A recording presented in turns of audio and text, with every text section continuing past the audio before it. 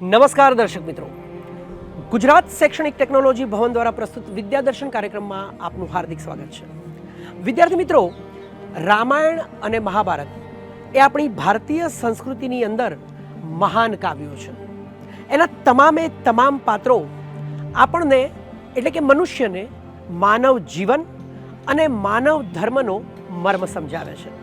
એના એક એક પાત્રને આપણે જોઈએ ને તો આપણને એવું લાગે કે આ તમામ પાત્રો આપણા જીવન સાથે જોડાયેલા છે, આપણા પોતિકા છે. ઘણા બધા પાત્રો રામાયણ અને મહાભારતમાં એ પ્રચલિત પ્રમાણમાં ઓછા છે, પણ એનું યોગદાન, એનું મહત્ત્વ એ ઘણું બધું રહેલું છે.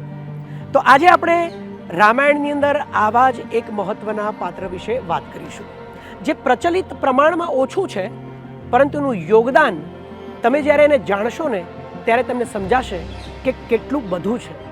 તો એ પાત્રનું નામ છે રામાયણની અંદર માંડવી. બિલકુલ સાચું, તમે બરાબર સાંભળ્યું. રાજા દશરથની પુત્રવધુ માંડવી. પણ પત્ની કોની? ચાલો હું તમને સમજાવું. જનક રાજાની બે પુત્રીઓ, સીતા અને ઉર્મિલા. જનક રાજાના સગા ભાઈ કુશધ્વજની પણ બે પુત્રીઓ, માંડવી અને શ્રુતકીર્તિ. એટલે કે આ ચારેય પિતરાય બહેનો થઈ. એમના લગ્ન એટલે કે એમના વિવાહ અનુક્રમે કોની સાથે થયા? તો સાંભળો. માતા સીતાના લગ્ન ભગવાન શ્રી રામની સાથે થયા. ઉર્મિલાના લગ્ન એ લક્ષ્મણની સાથે થયા. માંડવીના વિવાહ એ ભરત સાથે થયા અને શ્રુતકીર્તિના વિવાહ એ શત્રુઘ્નની સાથે થયા. તો હવે સમજાઈ ગયું ને કે માંડવી એટલે કોણ? રાજા દશરથની પુત્રવધુ તો ખરી જ, પરંતુ ભરતની પત્ની માંડવી. તો ચાલો સાંભળીએ માંડવીને અને માંડવીની મનોવ્યથાને. હા, અયોધ્યામાં બધું જ સુખરૂપ ચાલતું હતું. અયોધ્યાના વાસીઓ ખૂબ ખુશ હતા. પરંતુ અચાનક કાળની નજર અયોધ્યાની ઉપર પડી. આખી અયોધ્યા નગરીને એવું લાગતું હતું કે ભગવાન શ્રી રામ થોડાક જ સમયમાં રાજગાદી સંભાળશે. પરંતુ વિધિને કંઈક બીજું જ મંજૂર હતું. જી હા, એક નબળી ક્ષણે માતા કૈકેયીએ રાજા દશરથની પાસે વિચિત્ર માગણી કરી. પોતાના જૂના વચનો યાદ કરાવ્યા. એ વચનો અનુસાર ભગવાન શ્રી રામને 14 વર્ષનો વનવાસ અને ભરતને રાજગાદી. આ આસીની ધાર જેવા શબ્દો રાજા દશરથની માટે પ્રાણઘાતક સાબિત થયા. પછી ભગવાન શ્રી રામ અને સીતા વનમાં ગયા, સાથે લક્ષ્મણ પણ ગયા. અને હવે ભરતને રાજગાદી સંભાળવાની હતી. પણ પછી ભરતે શું કર્યું? માંડવીનું શું થયું? આવો સાંભળીએ માંડવી પાસેથી, માંડવીની મનોવ્યથામાં. માંડવી મૂંઝવણમાં હતી, પરંતુ કુળગુરુ વશિષ્ઠ અને પિતાતુલ્ય મંત્રીવર્ય સુમંતે ભરત અને શત્રુઘ્નને તેડવા માટે માણસો મોકલ્યા. માંડવી પાસે ભરતજી પાછા ના આવે ત્યાં સુધી પ્રતીક્ષા કર્યા સિવાય કોઈ માર્ગ જ નહોતો. પરંતુ માંડવીને ખાતરી હતી કે ભરત રાજગાદી નહીં જ સંભાળે, કારણ કે સંજોગો જ એવા ઊભા થયા હતા કે સ્વસ્થ મને ભરત કોઈ પણ નિર્ણય કરીને રાજગાદી સંભાળી લેશે એ શક્ય જ નહોતું. તો પછી ભરતે શું કર્યું અને માંડવીની સાથે શું થયું? આવો આપણે માંડવી પાસેથી જ સાંભળીએ, માંડવીની મનોવ્યથામાં. આ ઘટના પછી અયોધ્યામાંથી અનેક લોકો ચિત્રકૂટમાં ગયા ભગવાન શ્રી રામ અને માતાને મનાવવા માટે કે તેઓ બંને જણા અયોધ્યામાં પાછા ફરે.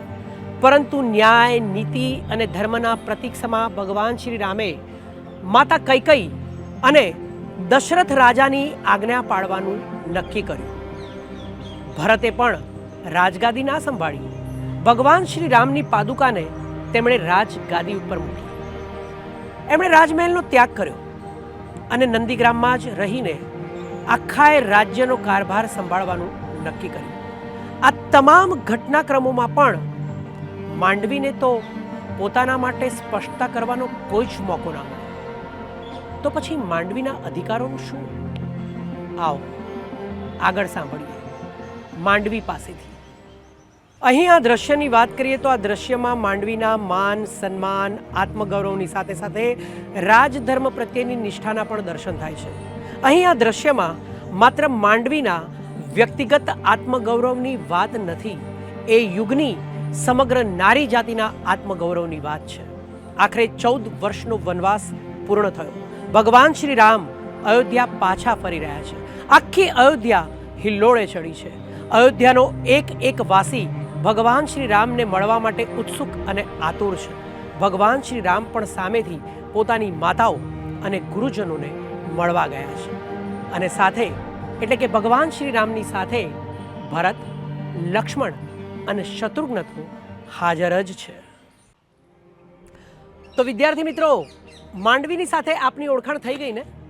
માંડવી એટલે રાજા દશરથની પુત્રવધુ, માતા કૌશલ્યા, કૈકેયી અને માતા સુમિત્રાની પણ પુત્રવધુ, ભગવાન શ્રી રામના ભાઈ ભરતની પત્ની, જનક રાજાના ભાઈ રાજા કુશધ્વજની પુત્રી. માંડવી એટલે પતિ અને પારાયણ સ્ત્રી. માંડવીનો બીજો પણ એક કિસ્સો ખૂબ પ્રચલિત છે.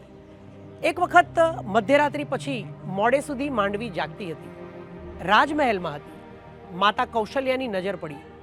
માતા કૌશલ્યાએ પ્રશ્ન કર્યો કે માંડવી, રાત ખૂબ વીતી ગઈ છે, કેમ જાગી રહ્યા છો? માંડવીએ કહ્યું, માતા, તમે ત્યાં દૂર નજર કરો, નંદીગ્રામમાં તમે જુઓ, ભરતની કુટીરનો દીવો પણ સળગી રહ્યો છે. નક્કી ભરત કોઈ કામમાં મગ્ન છે, એમને શ્રમ પડી રહ્યો છે. જ્યારે એમની કુટિયાનો દીવો ઓલવાશે ને ત્યારે જ હું સૂઈશ. તમે ચિંતા ના કરો, તમે સૂઈ જાઓ. તો આ હતી માંડવી, પતિ અને પરિવાર પારાયણ સ્ત્રી. તો વિદ્યાર્થી મિત્રો, અત્યારે બસ આટલું જ. ફરીથી મળીશું આવી જ રીતે વિદ્યાદર્શનના કોઈ નવા કાર્યક્રમમાં, નવી વાત લઈ, નવા વિષય સાથે. ત્યાં સુધી અમને રજા આપશો. નમસ્કાર, આવજો.